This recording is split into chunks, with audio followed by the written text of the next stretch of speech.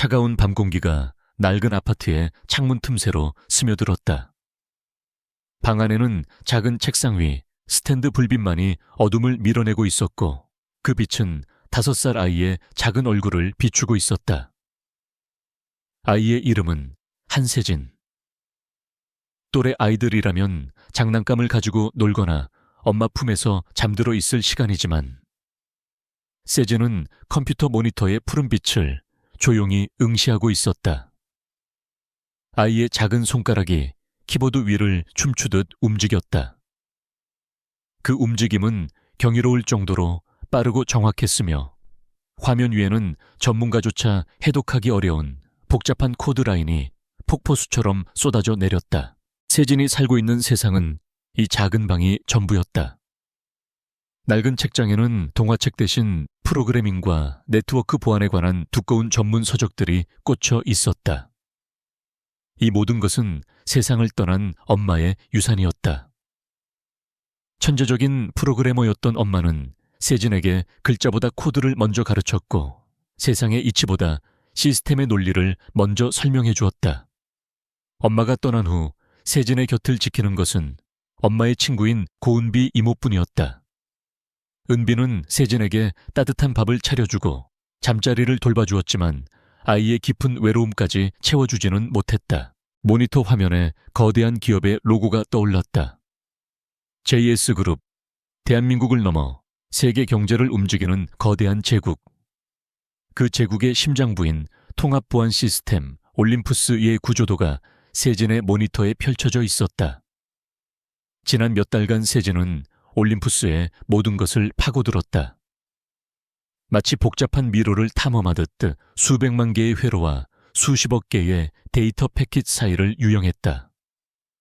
JS그룹의 최고 전문가들이 구축한 철옹성의 방어벽은 세진에게는 거대한 퍼즐 놀이와 같았다. 아이는 그저 가장 어려운 퍼즐을 풀고 싶었을 뿐이다. 그리고 그 퍼즐의 끝에는 아빠가 있었다. 세진은 아빠의 얼굴을 몰랐다. 엄마가 남긴 낡은 사진첩 속에도 아빠의 모습은 없었다. 다만 엄마는 가끔 먼 곳을 바라보며 아빠에 대해 이야기하곤 했다. 아주 똑똑하고 별처럼 높이 올라간 사람이지만 가장 중요한 것을 잃어버린 사람이라고. 그리고 엄마는 세진의 머리를 쓰다듬으며 속삭였다. 세진아, 넌 그 사람의 최고의 작품이란다. 세진은 그 말이 무슨 뜻인지 전부 이해할 수는 없었지만 아빠라는 존재가 자신과 연결된 중요한 사람이라는 것은 알 수 있었다. 엄마가 세상을 떠난 후 그 연결고리를 찾고 싶은 마음은 더욱 간절해졌다. 세진의 작은 손가락이 엔터키 위에 멈췄다. 모든 준비는 끝났다.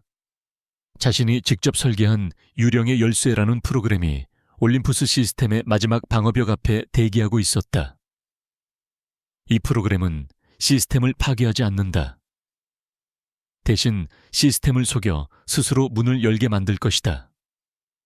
폭력적인 침입이 아니라 고요한 설득에 가까운 방식이었다. 이것이 세진이 엄마에게 배운 방식이었다. 힘으로 부수는 것이 아니라 논리로 이해시키는 것. 세진은 책상 위에 놓인 엄마의 작은 사진을 바라보았다. 사진 속 엄마는 환하게 웃고 있었다. 엄마, 나 이제 아빠를 만나러 가. 엄마가 말한 가장 중요한 것을 아빠가 다시 찾을 수 있게 도와줄 거야. 아이는 나지막이 속삭였다. 그리곤 망설임 없이 엔터키를 눌렀다. 그 순간 조용하던 방 안에 모든 컴퓨터 펜이 미친 듯이 돌기 시작했다. 모니터에는 수백 개의 창이 동시에 열리며 데이터들이 경류처럼 흘러갔다. 세진의 눈동자가 그 흐름을 쫓아 빠르게 움직였다. 올림푸스의 1차 방어벽 케르베로스가 유령의 열쇠를 감지하고 경고를 울렸다. 하지만 너무 늦었다. 유령의 열쇠는 이미 수천 개의 다른 데이터 패킷으로 위장해 케르베로스의 감시망을 유유히 통과한 후였다. 서울의 중심 밤하늘을 찌를 듯이 솟아있는 JS그룹의 본사 타워. 그곳의 최상층에 위치한 통합보안 관제실은 그야말로 철옹성이었다. 수십 명의 최고 엘리트 요원들이 24시간 내내 거대한 비디오 월을 감시하며 제국의 안위를 지키고 있었다. 바로 그때였다. 평화롭던 비디오 월의 한쪽 구석에서 작은 경고등이 깜박였다. 시스템 관리팀의 박 팀장이 대수롭지 않게 로그를 확인했다. 단순한 시스템 오류로 보였다. 하지만 경고등은 하나둘씩 늘어나기 시작하더니 순식간에 수백 수천 개로 번져나갔다. 마치 조용한 호수에 던져진 작은 돌멩이 하나가 거대한 해일을 일으키는 것 같았다. 팀장님, 이상합니다. 외부 침입 흔적은 없는데 내부 시스템 충돌이 기하급수적으로 늘어나고 있습니다. 한 요원이 다급하게 외쳤다. 박 팀장의 얼굴이 하얗게 질렸다. 외부의 공격이라면 막아낼 수 있다. 하지만 이것은 마치 시스템이 내부에서부터 스스로 붕괴하는 것과 같았다. 올림푸스의 2차 방어벽 히드라가 비상 가동되었지만 이미 시스템 곳곳에 퍼진 유령의 열쇠는 히드라의 통제권을 하나씩 장악하기 시작했다. 히드라가 머리 하나를 잘라내면 유령의 열쇠는 즉시 2개의 새로운 머리를 만들어냈다. 세진의 방아이는 침착하게 상황을 주시하고 있었다. 키보드를 두드리는 손가락은 여전히 빠르고 정확했다. 이것은 전쟁이 아니라 지휘였다. 세진은 거대한 오케스트라의 지휘자처럼 수억 개의 데이터 흐름을 완벽하게 통제하고 있었다. 올림푸스 시스템의 마지막 보루 즈스의 방패가 활성화되었다. GS그룹이 자랑하는 최강의 인공지능 방어 시스템이었다. 제우스의 방패는 즉시 유령의 열쇠의 본질을 파악하고 역추적을 시작했다. 하지만 세진은 이미 그 순간을 기다리고 있었다. 그것은 함정이었다. 제우스의 방패가 역추적을 위해 모든 연산 능력을 집중한 바로 그 순간 세진은 시스템의 가장 깊숙한 곳, 바로 제우스의 방패를 통제하는 루트 권한에 접근했다. 제우스의 방패가 쫓고 있던 것은 유령의 열쇠의 허상이었고 그 허상에 정신이 팔린 사이 진짜 유령의 열쇠는 왕의 침실로 조용히 들어선 것이었다. 체크메이트. 세진이 작은 목소리로 말했다. 아이의 손가락이 마지막 명령어를 입력했다. JS그룹의 심장 올림푸스 시스템의 모든 기능이 정지했다. 정적이 흘렀다. JS타워의 통합 보안 관제실은 아비규환에 빠졌다. 거대한 비디오 월이 일제히 검게 변했다. 전력 공급을 제외한 모든 네트워크, 모든 통신, 모든 데이터베이스가 완전히 마비되었다. 수십 년간 단 한 번도 뚫린 적 없었던 철옹성이 단 몇 분 만에 완벽하게 함락된 것이다. 직원들은 충격과 공포 속에서 어쩔 줄 몰라 했다.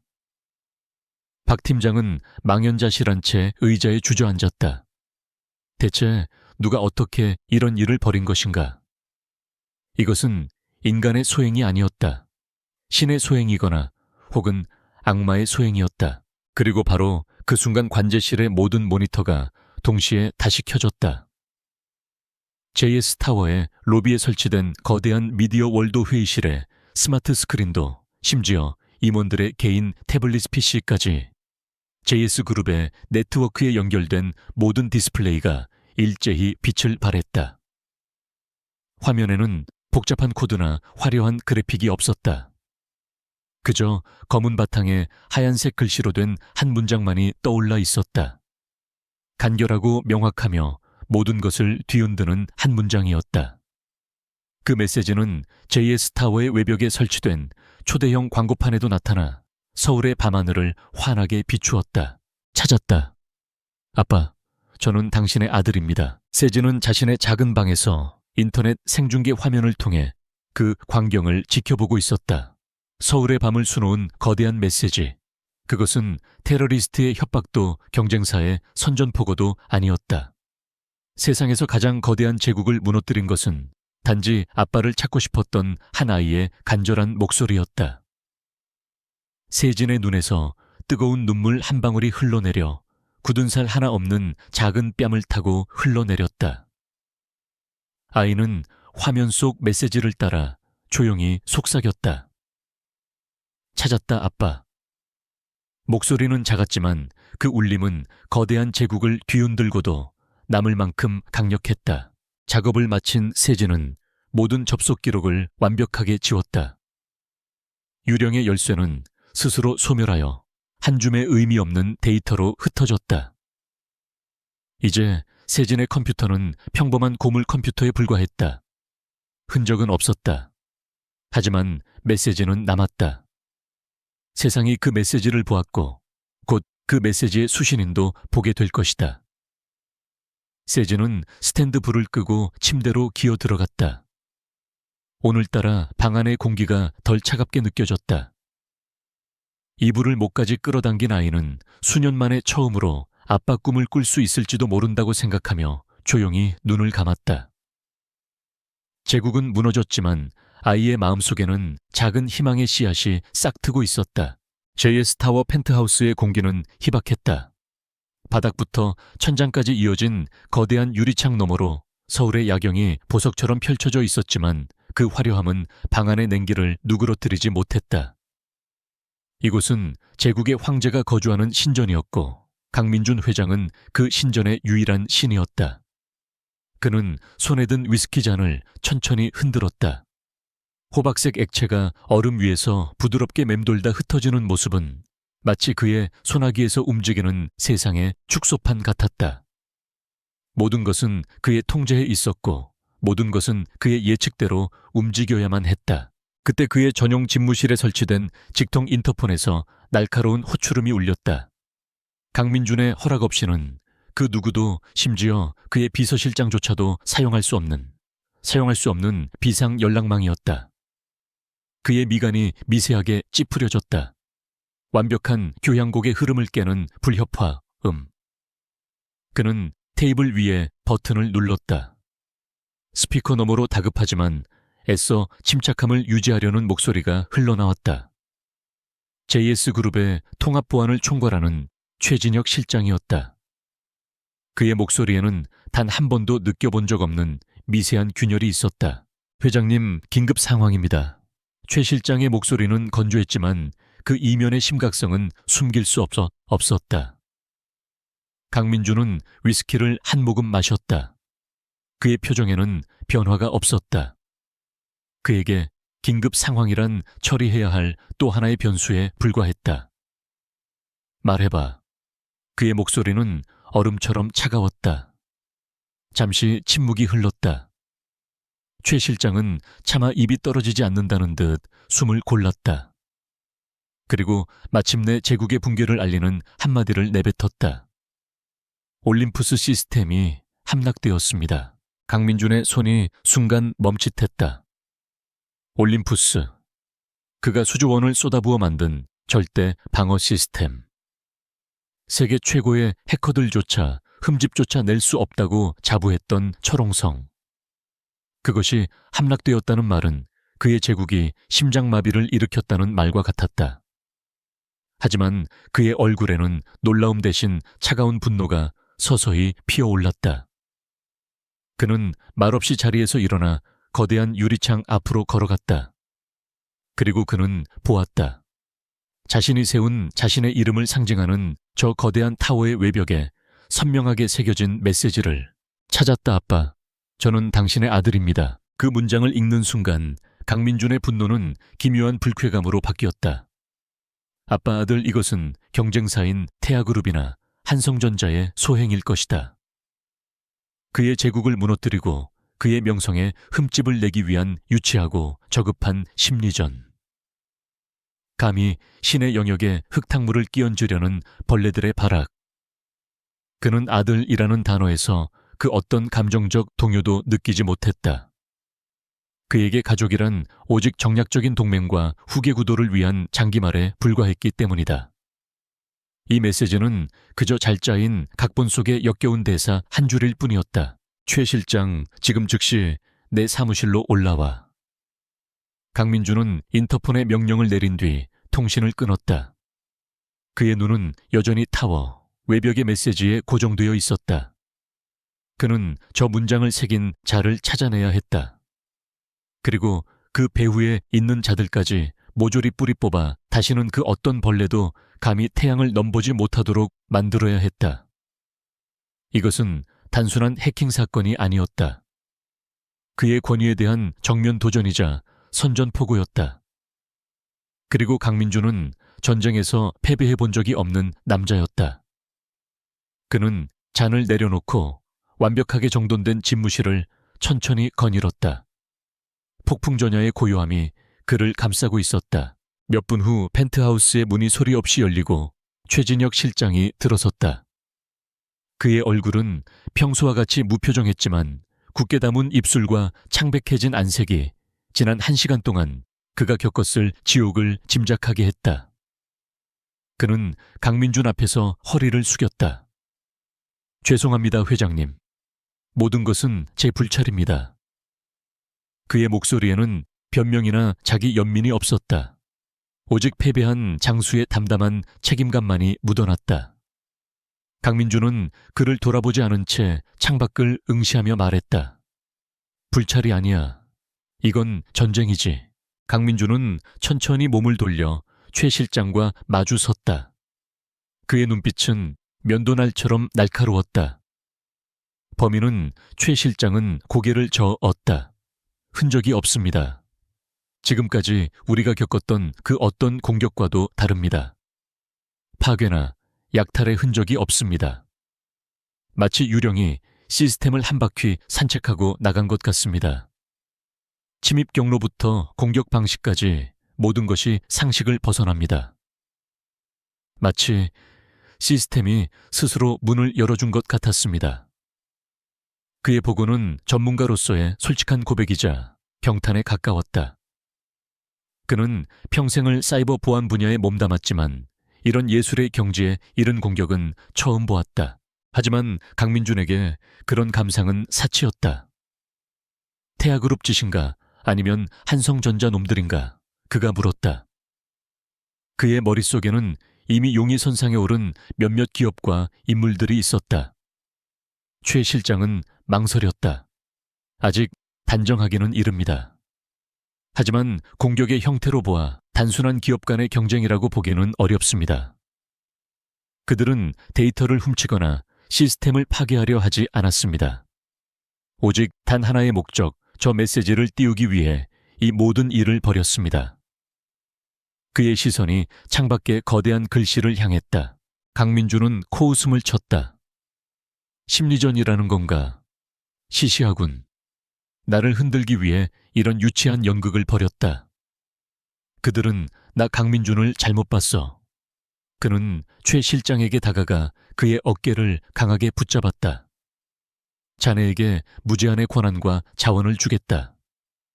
JS그룹의 모든 인력과 기술 그리고 필요하다면 그 이상의 것까지 동원해. 이 연극을 벌인 감독과 배우 그리고 시나리오를 쓴 작가까지 모조리 찾아내. 나는 그들의 손톱 밑에 박힌 가시까지 알아내야겠다. 그의 목소리는 조용했지만 그 안에 담긴 살기는 방 안의 온도를 몇 도는 더 떨어뜨리는 듯했다. 최 실장은 굳은 표정으로 고개를 끄덕였다. 명을 받들겠습니다. 그것이 그가 할 수 있는 유일한 대답이었다. 그는 회장의 집무실을 나와 전용 엘리베이터에 올랐다. 육중한 문이 닫히고 나서야 그는 비로소 긴 한숨을 내쉴 수 있었다. 그의 손바닥은 식은땀으로 축축했다. 회장의 분노보다 그를 더 두렵게 하는 것은 미지의 공격자에 대한 경외감이었다. 그 공격자는 JS그룹 전체를 파괴할 수 있는 힘을 가지고 있었지만 그러지 않았다. 왜 단지 저 메시지를 전하기 위해서 엘리베이터가 1층에 도착하고 문이 열렸다. 로비는 혼돈 그 자체였다. 비상 연락을 받고 달려온 임원들과 보안팀 직원들이 분주하게 움직이고 있었고 기자들의 전화가 빗발치고 있었다. 내일 아침 주식시장이 열리면 JS그룹의 주가는 폭락할 것이고 수십 년간 쌓아온 보안 제국의 신화는 하룻밤 사이에 무너져 내릴 것이다. 이 모든 혼란의 중심에 로비 중앙 미디어 월에 떠있는 기묘한 메시지가 있었다. 찾았다. 아빠, 저는 당신의 아들입니다.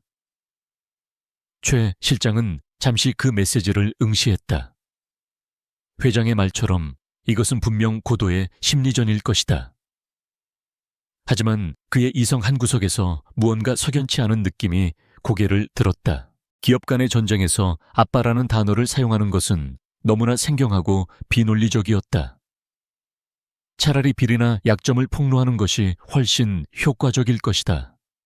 이 메시지는 마치 진짜 아이가 쓴 것처럼 순수하고 그래서 더 섬뜩했다. 최 실장은 고개를 흔들어 잡생각을 떨쳐냈다. 지금은 감상에 빠져 있을 때가 아니었다. 그는 제국의 붕괴를 막아야 하는 임무를 받은 소방수였다. 그는 굳은 표정으로 혼란스러운 로비를 가로질러 자신의 팀이 기다리고 있는 비상대책본부로 향했다. 그의 어깨 위에는 무너져 내리는 제국의 무게가 고스란히 얹혀 있었다. 그리고 그의 머릿속에는 밤하늘의 별처럼 박혀버린 그 기묘한 문장이 계속해서 맴돌고 있었다. JS그룹 본사 지하 5층에 위치한 비상대책본부는 거대한 두뇌와 같았다. 수백 평의 공간에 수백 대의 서버가 쉴 새 없이 윙윙거렸고 벽면을 가득 채운 대형 스크린에는 이해할 수 없는 데이터들이 폭포수처럼 쏟아져 내렸다. 대한민국 최고의 사이버 보안 전문가들이 모두 이곳에 모여 있었다. 그들의 눈은 충혈되어 있었고 얼굴에는 지난 밤사이 겪은 패배의 흔적이 역력했다. 혼돈과 절망이 공기 중에 무겁게 떠다녔다. 최진혁 실장이 들어서는 순간 소란스럽던 공간에 찰나의 정적이 흘렀다. 그는 이 두뇌의 중추신경이었다. 최진혁은 지체 없이 지휘를 시작했다. 그의 목소리는 낮고 차분했지만 모든 단어에 무게가 실려 있었다. 지금부터 모든 외부 통신을 차단한다. 내부 시스템 로그부터 분석한다. 1팀은 올림푸스 시스템의 마지막 순간을 담은 메모리 덤프를 분석해 공격자의 흔적을 찾아라. 2팀은 외부 네트워크 로그 전체를 샅샅이 뒤져 침입 경로를 역추적한다. 3팀은 시스템 곳곳에 남겨진 파편화된 데이터를 모아 공격에 사용된 악성 코드, 유령의 열쇠를 복원하는 데 총력을 기울인다. 그의 지시는 명확했고 전문가들은 일사불란하게 움직이기 시작했다. 절망에 빠져 있던 그들의 눈에 다시 희미한 불꽃이 타올랐다. 하지만 시간은 그들의 편이 아니었다. 하루가 지나고 이틀이 지났다.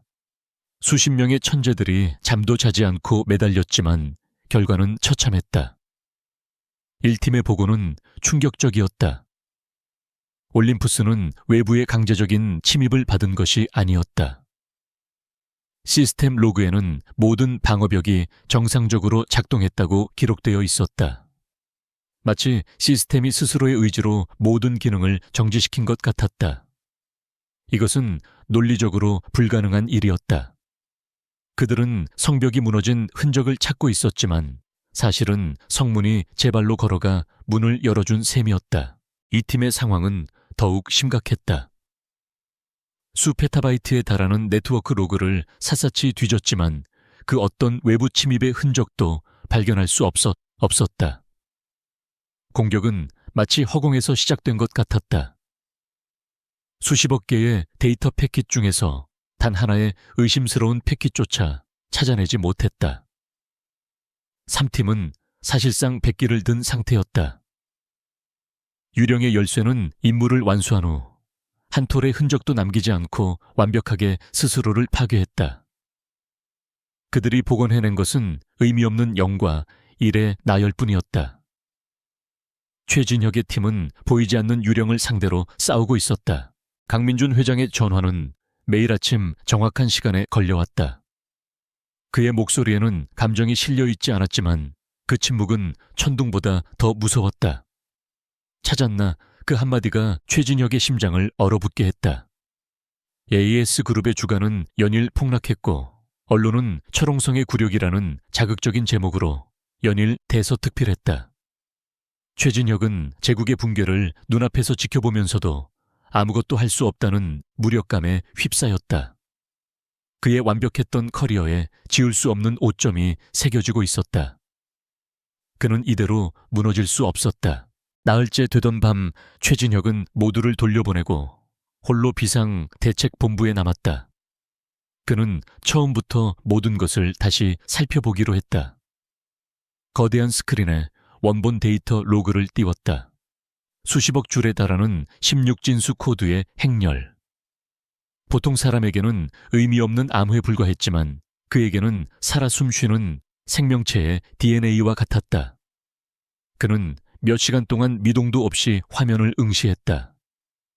그의 뇌는 슈퍼컴퓨터처럼 데이터를 처리하고 분석했다. 그러다 그의 눈이 한 지점에서 멈췄다. 아주 사소한 변칙, 공격이 최고조에 달했을 때 시스템의 자동 방어 체계가 정크 데이터로 분류하여 폐기한 작은 데이터 패킷 하나가 있었다. 공격의 핵심 흐름과는 아무런 관련이 없는 그야말로 시스템의 연산 능력을 아주 미세하게 낭비시킨 쓰레기 조각이었다. 그의 팀원들은 당연히 이것을 무시했다. 하지만 최진혁은 달랐다. 완벽한 공격을 설계한 해커가 아무런 의미 없는 쓰레기를 남겼을 리가 없었다. 그는 즉시 그 패킷을 분리하여 분석하기 시작했다. 그 안에는 악성 코드도 숨겨진 명령어도 없었다. 최진혁은 고개를 갸웃거리며 패킷의 내용을 아스키 코드로 변환했다. 그리고 그는 자신의 눈을 의심했다. 화면에 나타난 것은 복잡한 메시지가 아니었다. 그것은 그림이었다. 여러 개의 특수 문자를 조합하여 만든 아주 단순하고 조악한 별 모양의 그림. 마치 어린아이가 크레용으로 서툴게 그린 듯한 모습이었다. 최진혁은 순간 허탈한 웃음을 터뜨렸다. 이게 대체 뭐란 말인가? 신의 경지에 이른 해커가 남긴 서명이 고작 어린애 낙서란 말인가? 이것은 분명 자신들을 조롱하기 위한 기만술일 것이다. 그는 그렇게 결론 내리고 넘어가려 했다. 하지만 그 별 모양 그림은 이상하게도 그의 뇌리에서 떠나지 않았다. 그는 유령의 열쇠가 올림푸스를 통과한 경로를 다시 시뮬레이션했다. 공격자는 시스템의 취약점을 파고든 것이 아니었다. 오히려 시스템의 가장 복잡하고 강력한 규칙들을 역이용했다. 그것은 마치 미로의 모든 규칙을 완벽하게 이해하는 자만이 찾아낼 수 있는 비밀 통로와 같았다. 그런데 그 경로가 이상했다. 최단 경로가 아니었다. 공격자는 중간에 몇 번이고 불필요한 우회를 했다. 마치 목적지를 향해 직진하는 것이 아니라 길가의 상점들을 하나하나 구경하며 지나가는 관광객처럼 최진혁은 등골이 서늘해지는 것을 느꼈다. 신과 같은 실력을 가진 해커, 파괴가 아닌 메시지를 목적으로 한 공격, 그리고 공격 경로 곳곳에 남겨진 어린아이 같은 호기심의 흔적, 마지막으로 이 모든 것을 마무리하는 조악한 별 모양의 서명. 이 모든 조각들은 서로 어울리지 않으면서도 기묘하게 하나의 그림을 향해 맞춰주고 있었다. 그는 자리에서 일어나 비상대책본부의 벽면에 붙어있는 거대한 올림푸스 시스템 구조도 앞으로 걸어갔다. 그리고 그 옆에 회장의 집무실에서 내려오며 보았던 메시지를 출력한 종이를 붙였다. 자자자따 아빠, 저는 당신의 아들입니다. 완벽하고 냉철한 해커의 모습과 아빠를 찾는 어린 아이의 모습이 그의 머릿속에서 격렬하게 충돌했다. 이성과 논리는 전자를 가리키고 있었지만 그의 직감은 자꾸만 후자를 향해 소리치고 있었다. 그는 수십 년간 데이터와 팩트만을 믿어왔다. 하지만 지금 그가 마주한 진실은 데이터로는 설명할 수 없는 영역에 있는 것 같았다. 최진혁은 책상으로 돌아와 아스키 코드로 그려진 별 모양 그림을 다시 화면에 띄웠다. 그 단순한 그림이 지금껏 그가 마주했던 그 어떤 복잡한 암호보다도 더 난해하게 느껴졌다. 제국을 무너뜨린 유령의 정체는 과연 무엇일까? 그는 처음으로 자신이 쫓고 있는 대상이 인간이 아닐지도 모른다는 섬뜩한 생각에 사로잡혔다. 다음 날 아침 고은비는 잠든 한세진의 얼굴을 조용히 내려다보았다. 아이는 지난 몇 년간 처음으로 편안한 표정으로 깊은 잠에 빠져 있었다. 길고 짙은 속눈썹이 하얀 뺨 위로 작은 그늘을 만들었고 고르게 내쉬는 숨소리만이 방 안의 고요함을 채웠다. 영락없는 5살짜리 아이의 모습. 하지만 은비는 알고 있었다. 저 작은 몸 안에 세상을 뒤흔든 거인이 잠들어 있다는 것을. 거실의 텔레비전에서는 밤새도록 JS그룹 사태를 보도하는 뉴스가 낮은 볼륨으로 흘러나오고 있었다. 은비의 심장은 사랑과 두려움이 뒤섞여 세차게 뛰고 있었다. 그녀의 시선이 세진의 머리맡에 놓인 작은 액자로 향했다. 낡은 액자 속에는 10년 전 앳된 얼굴의 두 여대생이 환하게 웃고 있었다. 한 명은 자신이었고 다른 한 명은 세진의 엄마이자 그녀의 유일한 친구였던 서연이었다. 사진 속 서연의 눈은 별처럼 반짝였다. 세상의 모든 비밀을 풀 수 있다는 자신감과 코드에 대한 순수한 열정으로 가득 차 있었다. 그 눈빛을 보는 순간 잊고 있던 과거의 기억들이 파도처럼 은비의 마음속으로 밀려 들어왔다. 모든 비극의 시작이었던 그 시절의 기억이 대학 시절 서연은 단연 독보적인 존재였다. 그녀에게 코딩은 단순한 기술이 아니라 세상을 창조하는 예술이자 소통의 언어였다. 그런 그녀의 세상에 강민준이 나타났다. 당시의 강민준은 지금과 같은 냉혈한 재벌 총수가 아니었다.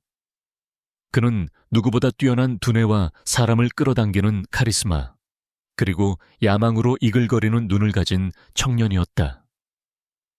그는 서연의 천재성을 한눈에 알아보았고 서연 역시 그의 비범함에 매료되었다. 그들의 만남은 불꽃과 같았고 두 천재는 곧 지적인 동반자이자 연인이 되었다. 하지만 은비는 처음부터 강민준이 불안했다. 그의 매력적인 미소 뒤에는 모든 것을 자신의 목적을 위한 수단으로 여기는 차가운 계산이 숨어 있었다. 그는 서연의 순수한 열정을 사랑했지만 동시에 그 열정이 만들어낼 결과물을 탐냈다. 둘은 함께 올림푸스의 초기 모델이 된 혁신적인 보안 아키텍처를 설계했다. 그것은 서연의 모든 것이 담긴 걸작이었다. 하지만 프로젝트가 성공의 문턱에 다다랐을 때 강민준은 본색을 드러냈다. 그는 거대 투자자의 딸과 정략적으로 손을 잡았고 그 대가로 서연을 프로젝트에서 교묘하게 배제시켰다. 서연은 하루아침에 자신의 모든 것을 빼앗겼다. 사랑, 그리고 자신의 분신과도 같았던 코드까지.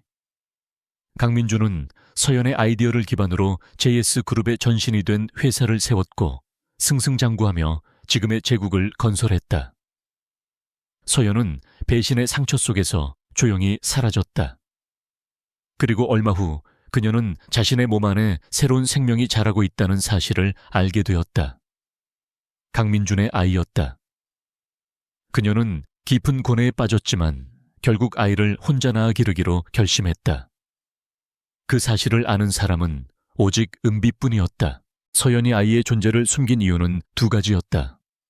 첫째는 아이를 보호하기 위해서였다. 강민준과 같은 남자에게 아이는 또 다른 장기말이나 제거해야 할 위협이 될 것이 뻔했다. 둘째는 그녀의 마지막 자존심이었다. 그 남자에게 돌아가 아이를 빌미로 무언가를 구걸하고 싶지 않았다. 그녀는 그렇게 세상과 단절된 채 오직 아이만을 바라보며 살았다. 세진은 그런 엄마의 사랑과 천재성을 고스란히 물려받고 태어났다. 아이는 글자보다 코드를 먼저 익혔고 장난감보다 오래된 컴퓨터 키보드를 더 좋아했다. 서연은 세진의 비범한 재능을 보며 기쁨과 동시에 두려움을 느꼈다. 이 재능이 아이를 아빠와 같은 괴물로 만들 수도 있다는 불안감. 그래서 그녀는 세진에게 코딩 기술뿐만 아니라 그 기술을 사용하는 윤리와 책임감을 함께 가르쳤다. 세진아, 코드는 힘이야. 하지만 힘은 누군가를 지키고 더 나은 세상을 만드는데 사용해야 해. 파괴하고 군림하기 위해서가 아니라. 그녀의 가르침은 세진에게 깊이 뿌리 내렸다. 그래서 세진은 JS그룹을 파괴할 수 있었음에도 불구하고 단지 메시지를 전하는 길을 택했던 것이다. 하지만 행복은 길지 않았다. 서연은 갑작스러운 사고로 세상을 떠났다. 그녀는 마지막 순간 은비의 손을 잡고 부탁했다. 은비야, 우리 세진이 좀 부탁해.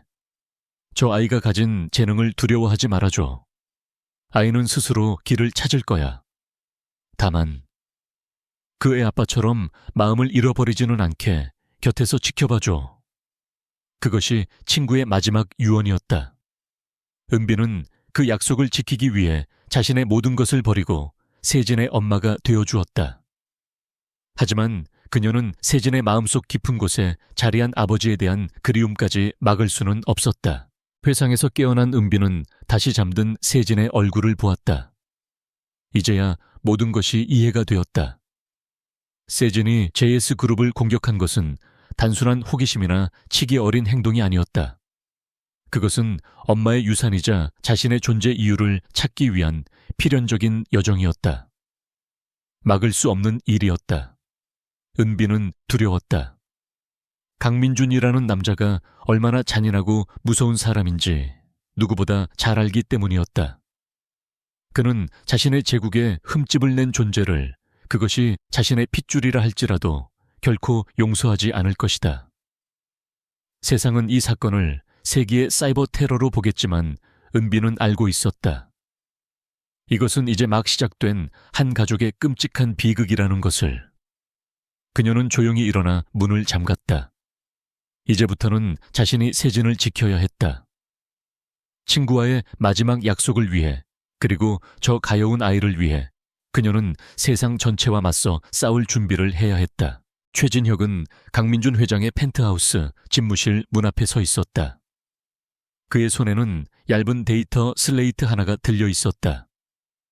지난 24시간 동안 그는 자신의 비현실적인 가설을 증명하기 위해 사투를 벌였다. 수십 년 전의 인사기록 데이터베이스를 뒤져 서연이라는 이름의 유령을 찾아 헤맸다. 그는 그녀를 찾아냈고 오래전 퇴사 처리된 기록과 함께 그녀가 올림푸스 시스템의 초기 설계자였다는 사실까지 확인했다. 모든 조각이 들어맞았지만 그 조각들이 완성한 그림은 너무나 끔찍했다. 그는 지금 상사에게 미치광이 취급을 받거나 혹은 목숨을 잃을 수도 있는 보고를 하러 가는 길이었다. 묵직한 문이 열리고 그는 얼음 궁전 같은 집무실 안으로 들어섰다. 강민주는 창가에 서서 도시를 내려다보고 있었다. 그의 뒷모습만으로도 방 안의 공기가 얼어붙을 듯 팽팽한 긴장감이 느껴졌다. 회사는 창사 이래 최악의 위기에 빠져 있었고 그 모든 압박이 강민준의 어깨를 짓누르고 있었다. 하지만 그는 흔들리지 않았다. 오히려 분노로 더욱 단단해진 강철처럼 보였다. 최진혁은 조용히 다가가 섰다. 회장님, 강민준은 돌아보지 않은 채 물었다. 유령은 잡았나? 최진혁은 준비한 대로 보고를 시작했다. 그는 직접적인 결론 대신 기존의 가설들을 하나씩 논리적으로 무너뜨리는 방식을 택했다. 태아그룹이나 한성전자의 소행일 가능성은 희박합니다. 공격 방식이 그들의 스타일과 전혀 다르고 메시지에 담긴 동기는 기업 간의 전쟁 논리와 맞지 않습니다. 무엇보다 이번 공격에 사용된 기술 수준은 그들이 동원할 수 있는 범위를 아득히 넘어섭니다. 그는 데이터를 제시하며 담담하게 설명했다. 강민주는 여전히 아무런 반응이 없었다. 최진혁은 계속해서 말을 이었다. 공격자의 프로파일 분석 결과 몇 가지 특이점이 발견되었습니다. 첫째, 파괴적인 성향이 전무합니다. 시스템을 완전히 파괴할 수 있었음에도 불구하고 기능을 정지시키는 선에서 그쳤습니다. 둘째, 공격 경로에서 목적과 무관한 호기심이 관찰되었습니다. 그리고 마지막으로 그는 데이터 슬레이트를 들어 강민준에게 보여주었다. 화면에는 아이의 낙서 같은 별 모양의 아스키 아트가 떠 있었다. 이것이 공격자가 남긴 유일한 서명입니다. 전문가의 소행으로 보기에는 너무나 이질적입니다. 그제야 강민준이 천천히 몸을 돌렸다. 그의 눈에는 짜증이 가득했다. 심리 분석은 집어치우고 본론만 말해. 그래서 범인이 누구란 말인가 그의 목소리에는 인내심이 바닥났다는 경고가 담겨 있었다. 최진혁은 깊게 숨을 들이마셨다. 이제 돌이킬 수 없는 강을 건너야 할 시간이었다. 공격자는 조직이 아닙니다. 개인입니다. 회장님께 극도로 개인적인 원한을 품은 단 한 사람. 그리고 외벽에 새겨진 메시지는 은유나 상징이 아닙니다. 문자 그대로의 의미입니다. 그는 아들이라는 단어를 직접 언급하는 대신 최대한 애둘러 표현했다. 강민준은 코웃음을 쳤다. 개인적인 원한감이 누가 그의 목소리에는 세상 모든 것을 발밑에 둔 자의 오만함이 묻어났다.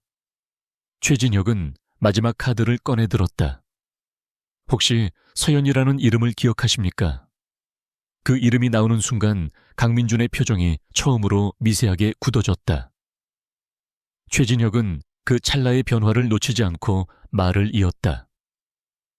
과거 저희 회사 소속 연구원이었고 올림푸스 시스템의 핵심 로직을 설계했던 인물입니다.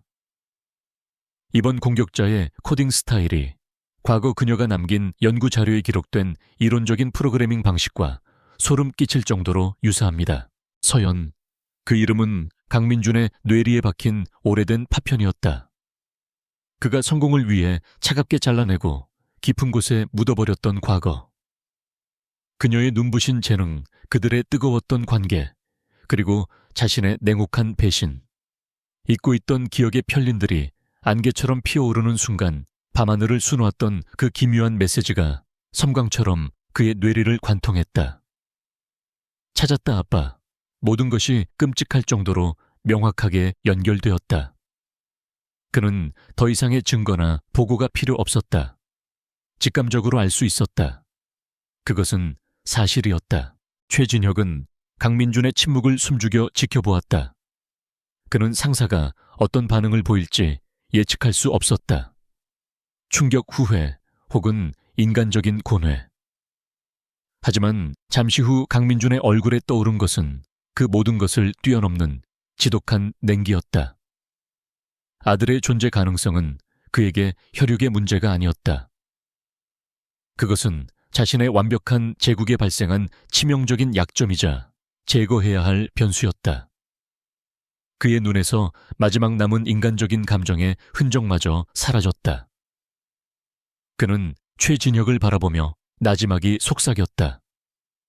그 목소리는 어떤 분노보다도 더 무서웠다. 그 문제를 찾아내.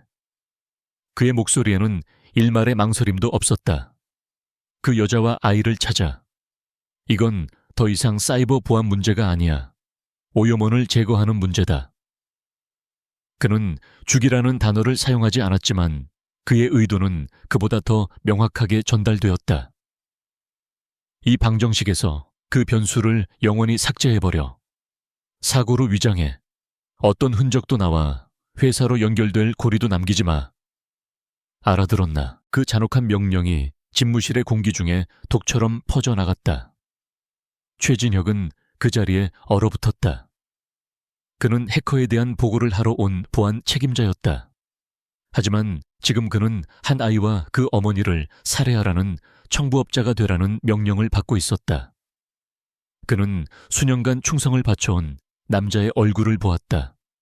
그곳에는 리더가 아닌 자신의 왕좌를 지키기 위해 핏줄마저 제거하려는 괴물이 서 있었다. 알겠습니다, 회장님. 그의 입에서는 기계적인 대답이 흘러나왔지만 그의 내면 세계는 산산조각 나고 있었다. 집무실을 나와 엘리베이터에 오르는 그의 발걸음은 청은망은 무거웠다. 그는 더 이상 제국의 방패가 아니었다. 그는 이제 괴물의 명령과 자신의 양심 사이에서 끔찍한 선택을 해야만 하는 한 인간일 뿐이었다. 강민준의 집무실에서 나온 최진혁은 자신의 사무실로 돌아와 문을 잠갔다. 제국의 펜트하우스와는 달리 그의 공간은 장식 하나 없이 모든 것이 기능에 충실하게 배치되어 있었다. 마치 그 자신을 닮은 공간이었다. 그는 전원이 꺼진 검은 모니터에 비친 자신의 얼굴을 보았다. 수년간 그는 저 얼굴에서 제국을 지키는 수호자의 자부심을 보았다. 하지만 지금 모니터 속 남자는 아이와 그 어머니를 제거하라는 명령을 받은 살인 청부업자의 얼굴을 하고 있었다. 변수를 제거하라. 회장의 차가운 목소리가 그의 귓가에서 떠나지 않았다. 그는 평생을 명령에 살고 명령에 죽는 조직의 인간으로 살아왔다. 충성은 그의 신념이었고 임무 완수는 그의 존재 이유였다. 하지만 이번 명령은 그의 신념 체계 전체를 뿌리부터 뒤흔들었다. 아이, 아무리 변수라는 단어로 포장해도 그 본질은 5살짜리 어린아이였다. 그는 눈을 감았다. 데이터 속에서 보았던 서툴게 그려진 별 모양의 아스키 아트가 떠올랐다. 그 순진무구한 표식을 남긴 아이를 자신의 손으로 해칠 수는 없었다. 하지만 명령을 거부하는 것은 곧 죽음을 의미했다. 그리고 더 무서운 것은 자신이 거부하면 회장은 더 잔인하고 무자비한 자를 고용할 것이라는 사실이었다. 선택지는 없었다. 그가 아이를 살릴 수 있는 유일한 방법은 아이를 잡으라는 명령을 받은 사냥꾼이 되는 것이었다.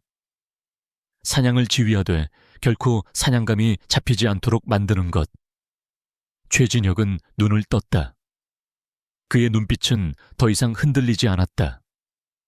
그는 결정을 내렸다.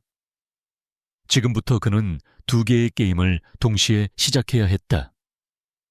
회장을 위한 기만극과 아이를 지키기 위한 비밀 작전. 그는 먼저 자신의 팀 내에서 가장 신뢰할 수 있는 소수의 정계 요원들을 선발했다. 그는 그들에게 폭력이나 암살에 능한 자들 대신 정보 분석과 감시에 특화된 전문가들을 뽑았다.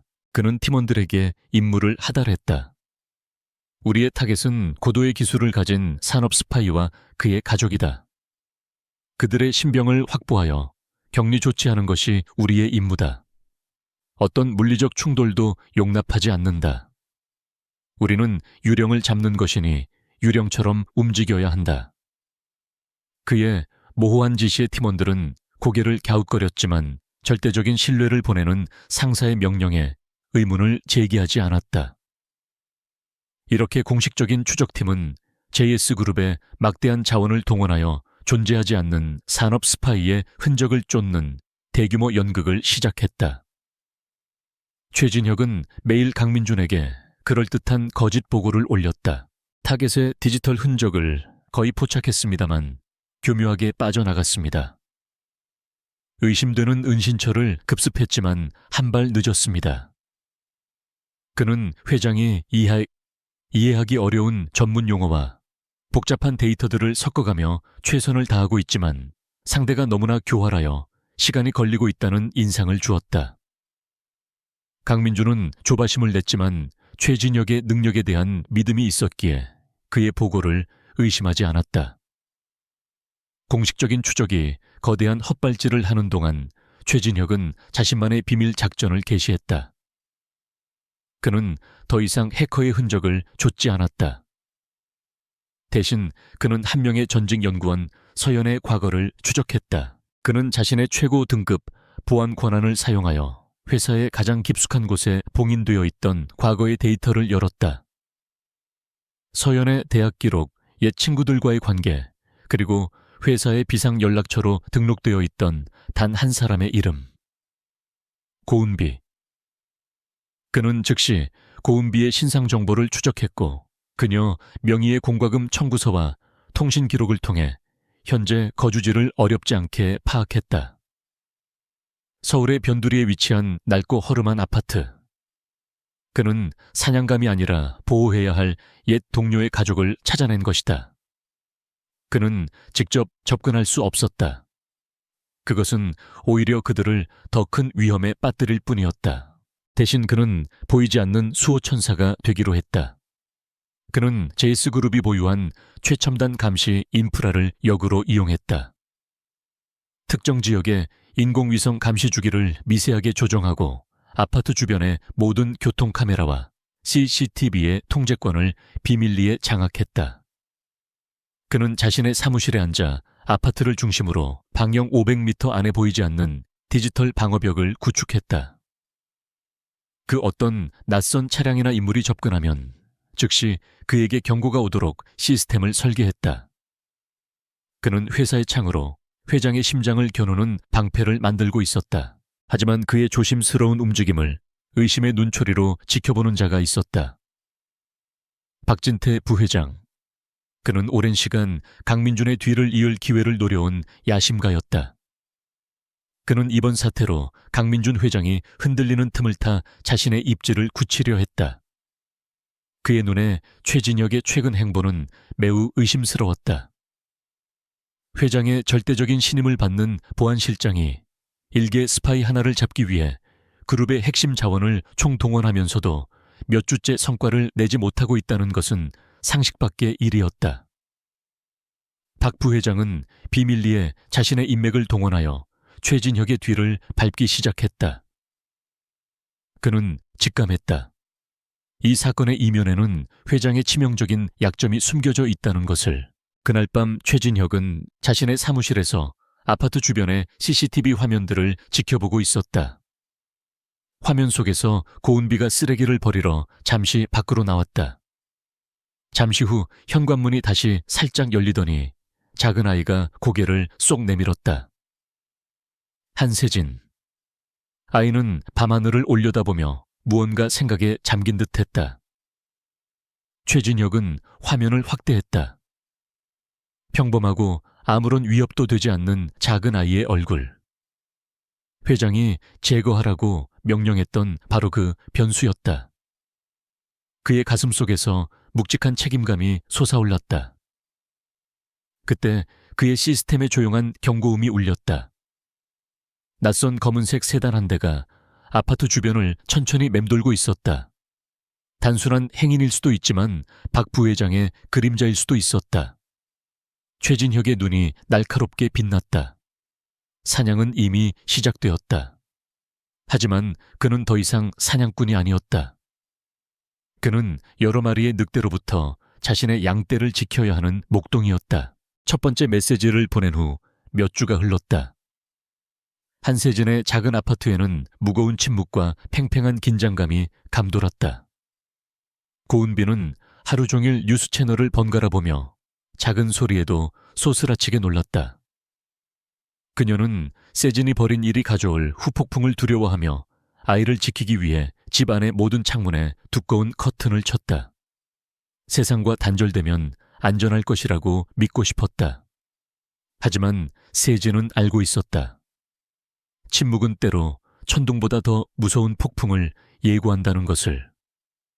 아빠에게 보낸 간절한 외침은 아무런 대답 없이 허공으로 흩어졌다.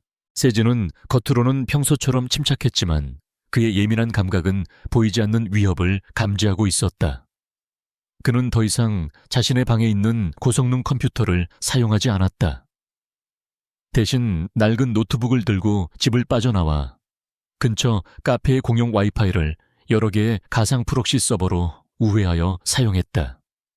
그는 사냥감이었다. 그리고 사냥감은 사냥꾼의 움직임을 읽어야만 살아남을 수 있었다. 그는 JS그룹의 네트워크 트래픽을 조심스럽게 관찰했다. 거대한 그물망이 보이지 않는 곳에서 서서히 자신을 향해 좁혀져 오고 있음을 느낄 수 있었다. 그의 동네 주변 교통 카메라들의 데이터 전송 패턴이 미세하게 바뀌었고 특정 시간대에 통신 지연율이 불규칙적으로 변동했다. 일반인이라면 결코 인지할 수 없는 사소한 변화였지만 세진에게는 거대한 맹수가 덤불 속에 몸을 숨긴 채 자신을 주시하고 있다는 신호와 같았다. 누군가 자신들을 감시하고 있었다. 그것이 아빠가 보낸 사람인지 아니면 또 다른 적인지는 알 수 없었다. 확실한 것은 더 이상 숨어 있는 것만으로는 안전을 보장할 수 없다는 사실이었다. 어느 날 밤 세진은 은비에게 자신의 새로운 계획을 털어놓았다. 이모 한 번 더 해야겠어. 그 말에 은비는 하얗게 질렸다. 그녀는 세진을 끌어안고 애원했다. 안 돼. 세진아, 제발 그만하자. 그들은 너와 대화하려는 게 아니야. 널 잡으러 온 거라고 우리가 더 깊이 숨으면. 하지만 세진은 단호하게 고개를 저었다. 숨는 건 이제 의미 없어. 이미 우린 사냥감이야. 사냥감에게 가장 안전한 곳은 사냥꾼의 눈을 피할 수 있는 어둠 속이 아니라 사냥꾼의 편에 있는 또 다른 사냥꾼의 옆이야. 5살 아이의 입에서 나온 말이라고는 믿을 수 없는 냉철한 판단이었다. 은비는 더 이상 아이를 말릴 수 없다는 것을 깨달았다. 세진은 적의 진영 안에서 아군을 찾아야만 했다.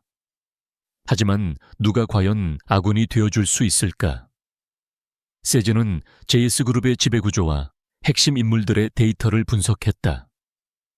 회장 강민주는 당연히 제외였다. 권력에 굶주린 다른 임원들도 믿을 수 없었다. 그의 눈에 들어온 단 한 사람, 바로 통합보안실장 최진혁이었다. 최진혁은 자신을 쫓는 사냥의 총지휘관이었다. 하지만 그의 추적 방식은 어딘가 이상했다. 그는 JS그룹의 모든 자원을 동원할 수 있는 권한을 가졌음에도 불구하고 그가 펼치는 수색망에는 의도된 것처럼 보이는 비효율적인 구멍들이 많았다. 세진은 직감했다. 최진혁은 자신을 잡을 수 있었지만 잡지 않고 있었다. 그는 갈등하고 있었다. 어쩌면 그는 첫 번째 공격에 담긴 파괴가 아닌 메시지의 의미를 이해한 유일한 사람일지도 몰랐다. 이것은 위험한 도박이었지만 세진에게는 유일한 희망이었다. 두 번째 공격은 첫 번째와 완전히 달랐다. 이번에는 시스템 전체를 마비시키는 대신 고도로 정밀한 외과 수술 같은 공격을 감행했다. 세진은 자신이 직접 개발한 새로운 제로데이 공격 코드를 이용해 한층 강화된 JS그룹의 방어벽을 한 장의 종이처럼 통과했다. 그의 목표는 올림푸스 시스템이 아니었다. 그의 목표는 단 하나 강민준 회장의 개인 비밀 서버였다. 그곳은 회장의 모든 비밀과 범죄의 증거가 담겨있는 판도라의 상자였다. 서버에 침투한 세진은 잠시 숨을 골랐다. 그 안에는 비자금 내역, 불법, 로비 장부, 주가 조작 증거 등 세상에 공개되는 순간 JS그룹을 단번에 무너뜨릴 수 있는 자료들로 가득했다. 하지만 세진의 목적은 파괴가 아니었다. 그는 최진혁에게 메시지를 보내야 했다. 그는 수많은 파일 중에서 단 하나의 파일을 골랐다. 강민준의 가장 추악한 범죄 행위가 담긴 반박 불가능한 증거 파일. 그는 그 파일을 최진혁의 고유한 생체 인식 정보가 아니면 절대 열 수 없는 암호로 잠갔다. 세진은 암호화된 파일을 이메일이나 다른 통신수단을 통해 보내지 않았다. 대신 그는 그 파일을 보안 시스템의 내부 진단 보고서 프로그램 안에 교묘하게 숨겼다. 시스템 관리자조차 평소에는 거의 들여다보지 않는 가장 안전하면서도 가장 의심받지 않을 장소였다. 모든 준비를 마친 그는 최진혁의 개인 단말기에 아주 사소하고 무해한 시스템 오류 경고를 하나 띄웠다. 시스템에 대한 강박적인 책임감을 가진 최진혁이라면 분명히 이 작은 오류의 원인을 파헤치기 위해 진단 보고서를 열어볼 것이었다. 미끼는 던져졌다. 모든 작업을 마친 세진은 흔적 하나 남기지 않고 접속을 끊었다. 그의 얼굴은 헬쑥했지만 눈은 결연한 의지로 빛나고 있었다. 그는 마지막 패를 던졌다. 옆에서 모든 것을 지켜보던 은비는 두려움에 떨면서도 아이를 꼭 껴안았다. 이제 그들은 더 이상 숨어있는 도망자가 아니었다. 사자의 속을 한가운데로 정면으로 돌진한 도박사였다. 이제 그들이 할 수 있는 일은 오직 하나. 그들이 모든 것을 건단 한 남자가 자신들을 구원할 동맹인지 아니면 목을 베러 올 집행인인지 기다리는 것뿐이었다. 숨막히는 기다림의 시간이 시작되었다. 최진혁은 자신의 통제센터에서 강민준 회장에게 보낼 거짓 보고서를 검토하고 있었다. 바로 그때 그의 개인 단말기 화면 구석에서 아주 작고 사소한 시스템 경고등이 깜박였다. 커널 레벨의 진단 플래그. 대부분의 관리자라면 무시하고 넘어갈 시스템의 수많은 소음 중 하나에 불과했다. 하지만 최진혁은 아니었다. 그는 시스템의 수호자였고 완벽한 시스템에 존재하는 아주 작은 변칙조차 용납할 수 없었다. 그의 직업적 강박관념이 혹은 운명이 그를 이끌었다. 그는 즉시 경고의 근원지를 추적했다. 디지털의 미세한 흔적을 따라 들어간 곳은 시스템의 가장 깊숙하고 어두운 곳. 평소에는 거의 들여다볼 일 없는 내부 진단 보고서의 로그 파일이었다. 보고서의 내용은 지극히 평범해 보였다. 하지만 수년간 사이버 전쟁의 최전선에서 단련된 그의 직감은 무언가 잘못되었음을 경고하고 있었다. 그는 보고서 파일의 원본 코드를 스캔했고 마침내 그것을 발견했다. 완벽하게 위장된 채 숨겨져 있는 암호화된 데이터 패킷. 그것은 너무나 우아하고 매끄럽게 숨겨져 있어서 그는 자신이 쫓고 있는 유령에 대한 경외감마저 느꼈다. 그는 즉시 패킷을 분리했다. 최고 등급의 암호화 기술이 적용되어 있었지만 한 가지 독특한 점이 있었다.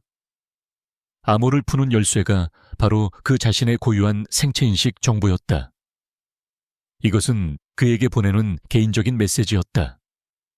최진혁의 심장이 세차게 뛰기 시작했다. 그는 단말기의 스캐너에 자신의 엄지손가락을 올렸다. 찰나의 정적 후 파일의 암호가 풀렸다. 그리고 그의 눈앞에 나타난 내용을 보는 순간 온몸의 피가 차갑게 식는 것 같았다. 그것은 단순한 기업 비리가 아니었다.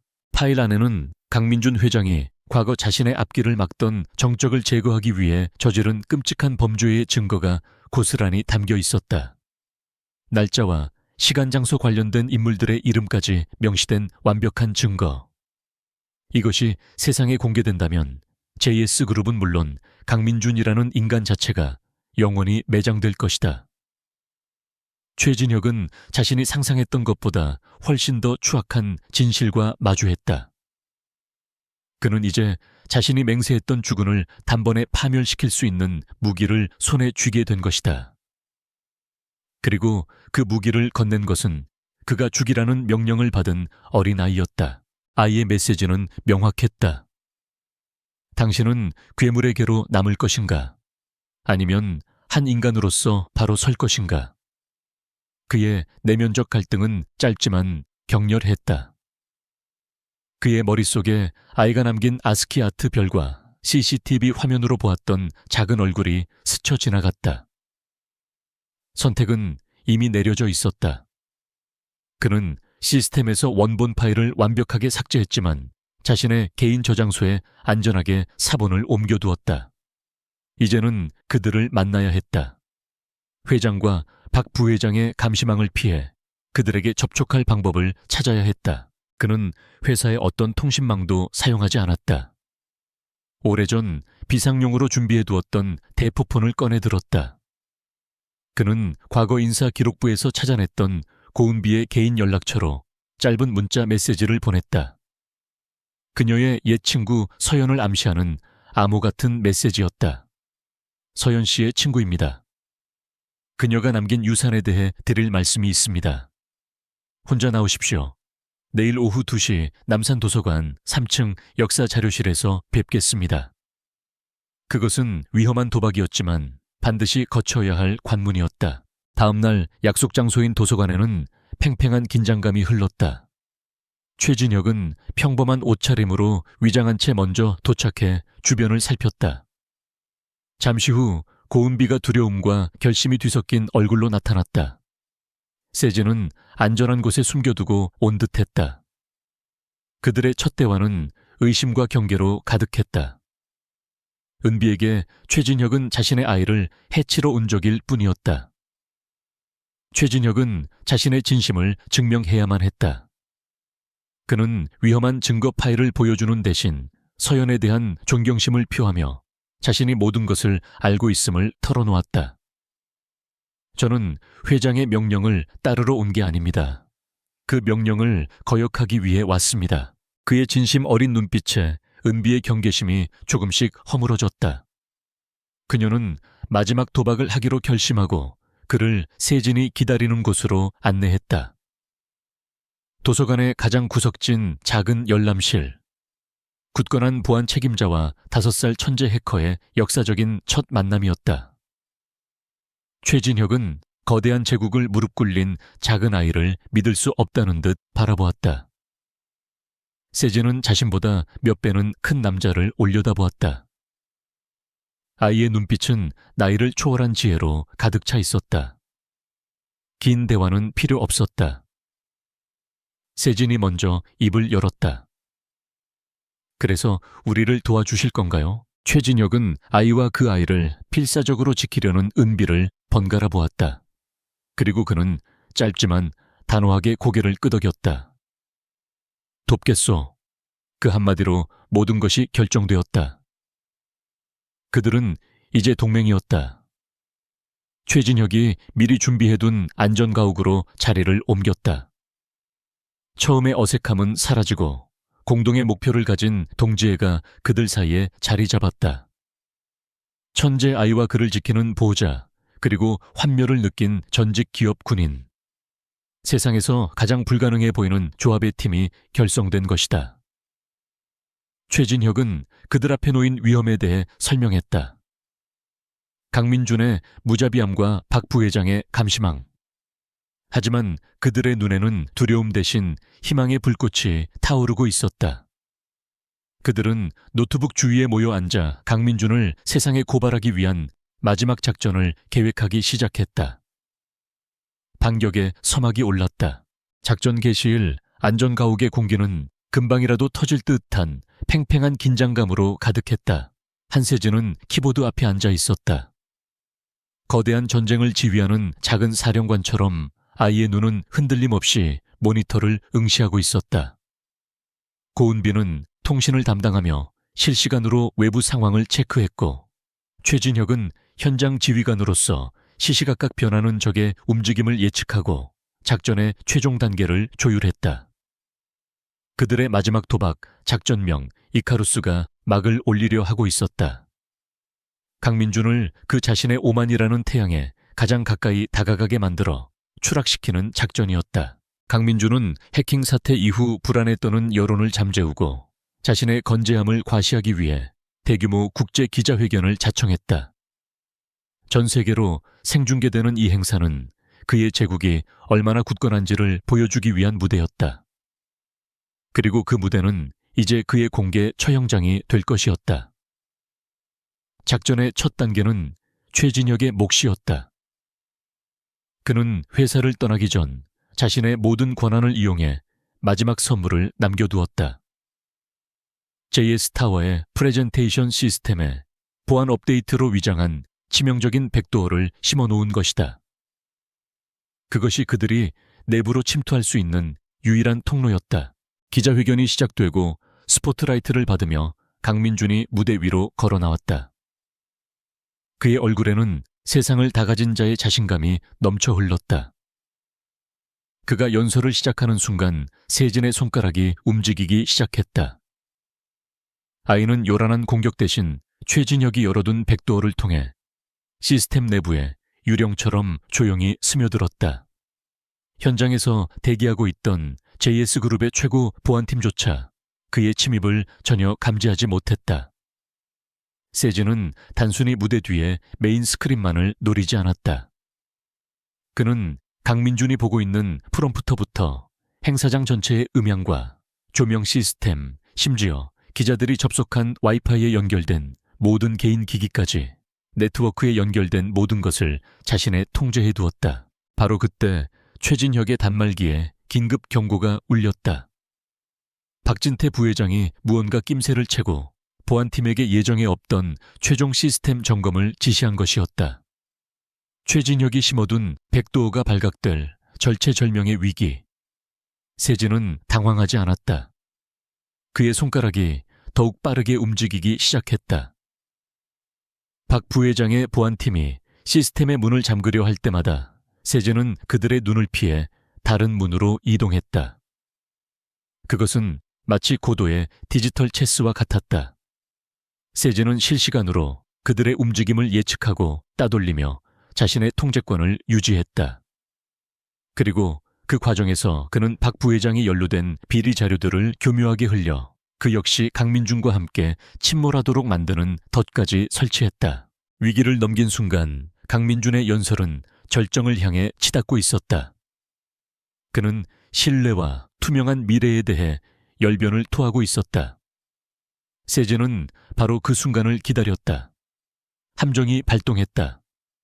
가장 먼저 변화가 일어난 것은 강민준의 눈앞에 있는 프롬프터였다. 연설문이 사라지고 그 자리에 단 한 문장이 떠올랐다. 찾았다, 아빠. 강민준의 목소리가 순간 멈칫했고 그의 눈이 공포로 흔들렸다. 그 찰나의 순간을 놓치지 않고 무대 뒤에 거대한 스크린이 번쩍였다. 화려한 기업 홍보 영상 대신 최진혁에게 전송되었던 강민준의 살인교사 증거 파일이 화면을 가득 채웠다. 그것은 시작에 불과했다. 마치 댐이 무너지듯 강민준의 비밀 서버에 있던 모든 데이터가 쏟아져 나오기 시작했다. 비자금 계좌, 불법 거래 내역 추악한 이메일들이 전 세계로 생중계되었다. 정보는 단순히 스크린에만 나타난 것이 아니라 행사장에 있는 모든 기자들의 태블릿과 노트북으로 실시간 전송되었다. 기자회견장은 순식간에 아수라장으로 변했다. 그리고 마지막 결정타가 터져나왔다. 행사장 전체에 정적이 흐르더니 스피커를 통해 차가운 목소리가 울려 퍼졌다. 그것은 최진혁의 보안 시스템에 우연히 기록되었던 강민준의 목소리였다. 그 변수를 영원히 삭제해버려. 자신의 아들을 제거하라는 감정 없는 괴물의 목소리가 충격에 빠진 기자회견장을 가득 메웠다. 모든 것이 끝났다. 기자들의 비명과 카메라 플래시가 폭죽처럼 터져나왔다. 강민준은 무대 위에 얼어붙은 채 서 있었다. 그가 평생을 바쳐 쌓아 올린 초롱성은 단 몇 분 만에 그의 눈앞에서 먼지처럼 무너져 내렸다. 무적의 가면이 벗겨지고 그 안에 초라하고 잔인한 괴물의 본 모습이 세상에 드러났다. 안전가옥에서 세진과 은비 그리고 최진혁은 모니터를 통해 그 모든 광경을 지켜보고 있었다. 그들의 얼굴에는 환호 대신 길고 긴 싸움을 마친 자들의 조용하고 엄숙한 안도감이 흘렀다. 세진은 무너지는 제국의 모습에서 눈을 돌려 자신의 곁에 있는 두 사람을 바라보았다. 자신의 진짜 보호자들. 마침내 전쟁은 끝났다. 기자회견장의 대혼란은 한 시대의 종말을 알리는 서곡이었다. 강민준은 무대 위에서 망연자실한 표정으로 서 있다가 들이닥친 검찰 수사관들에게 허무하게 연행되었다. 한때 제국의 황제였던 그의 눈에는 더 이상 분노나 오만함이 남아있지 않았다. 오직 믿을 수 없는 현실 앞에서 모든 것을 포기한 자의 공허함만이 가득했다. 그의 제국 JS그룹은 하루아침에 모래성처럼 무너져 내렸다. 주식은 휴지 조각이 되었고 수십 년간 쌓아 올린 신화는 추악한 범죄 기록으로 대체되었다. 박진태 부회장을 비롯한 그의 충신들 역시 모두 법의 심판대 위에 올랐다. 일주일 후 최진혁은 자신의 사무실에서 마지막 짐을 정리하고 있었다. 그의 책상은 깨끗하게 비어 있었고 작은 상자 하나에 그의 지난 세월이 담겨 있었다. 그는 검찰에 강민준의 범죄 증거와 함께 자신이 저지른 모든 일에 대한 자수서를 제출했다. 회장의 명령을 이행하는 척하며 수사를 방해한 것, 회사의 정보를 이용해 그의 범죄를 세상에 폭로한 것. 그는 그 어떤 처벌도 당해받을 각오가 되어 있었다. 그것은 과거 괴물에게 충성을 바쳤던 자신에 대한 속죄였다. 그가 사무실을 나설 때 그가 아끼던 젊은 부하 직원이 다가와 말없이 고개를 숙였다. 그는 모든 것을 잃었지만 마지막 양심은 지켜냈다. 법적인 절차는 복잡하고 길었다. 강민주는 재판 내내 감정 없는 인형처럼 앉아 있었다. 그는 사건의 가장 중요한 피해자이자 자신의 아들인 세진이 법정에 모습을 드러냈을 때조차 단 한 번도 아이를 쳐다보지 않았다. 그에게 세진은 아들이 아니라 자신의 완벽한 인생을 망친 오점일 뿐이었다. 그 시간 최진혁은 고은비의 동의를 얻어 한세진의 법적 후견인이 되기 위한 절차를 밟고 있었다. 강민준의 끔찍한 죄악과 아이를 지키려 했던 최진혁의 노력이 인정받아 법원은 그의 후견인 자격을 이례적으로 신속하게 승인했다. 몇 달의 시간이 흘렀다. 최진혁은 서울 중심가의 비싼 아파트를 처분하고 자신의 모든 재산을 모아 교외에 작은 마당이 딸린 집을 샀다. 차가운 도시에 불빛 대신 따스한 햇살이 들어오는 아이가 마음껏 뛰어놀 수 있는 그런 집이었다. 그곳에서 세 사람의 새로운 삶이 시작되었다. 처음에는 모든 것이 어색했다. 늘 누군가를 지키고 감시하는 데 익숙했던 최진혁은 아이와 놀아주는 법을 몰라 쩔쩔맸고 늘 불안 속에서 세진을 보호해야 했던 은비는 평화로운 일상에 적응하는 데 시간이 걸렸다. 하지만 시간은 그들의 상처를 서서히 치유하고 어색함의 빈자리를 따뜻한 애정으로 채워나갔다. 은비는 맛있는 음식을 만들어 그들의 식탁을 채웠고 최진혁은 서툰 솜씨로 마당에 그네를 만들었다. 세진은 더 이상 어두운 방 안에서 모니터만 들여다보는 외로운 아이가 아니었다. 그는 영재들을 위한 대안학교에 다니기 시작했고 처음으로 친구라는 존재를 사귀었다. 컴퓨터에 대한 그의 천재성은 사라지지 않았다. 하지만 이제 그는 시스템을 파괴하는 대신 다른 아이들을 위한 교육용 게임을 설계하는데 그 재능을 사용했다. 엄마가 그토록 바라던 모습으로 세상을 만드는 창조자로서 성장하고 있었다. 어느 화창한 오후 세 사람은 마당에 모여 있었다. 최진혁이 며칠 밤을 새워 완성한 그네에 세진이 앉아 있었고 은비가 그 뒤에서 그네를 부드럽게 밀어주고 있었다. 최진혁은 조금 떨어진 곳에서 그 모습을 조용히 바라보았다. 그의 얼굴에 희미한 미소가 번졌다. 그는 더 이상 기업의 군인이 아니었다. 그는 이제 한 아이의 아빠였다. 두려움 속에서 살던 은비는 이제 엄마가 되었다. 세진은 자신이 찾으려 했던 거대한 탑 위에 차가운 아버지를 만나지 못했다. 대신 그는 훨씬 더 소중한 것을 얻었다. 하늘 높이 올라가는 그네 위에서 세진은 눈을 감았다. 시원한 바람이 그의 뺨을 스치고 지나갔다. 핏줄이나 권력으로 이어진 관계가 아닌 선택과 신뢰, 그리고 사랑으로 만들어진 진짜 가족. 아이는 마침내 자신의 집을 찾은 것이다. 그는 눈을 뜨고 자신을 바라보는 두 사람을 향해 환하게 웃었다. 아이의 맑은 웃음소리가 햇살 아래 부서지며 평화로운 마당을 가득 채웠다.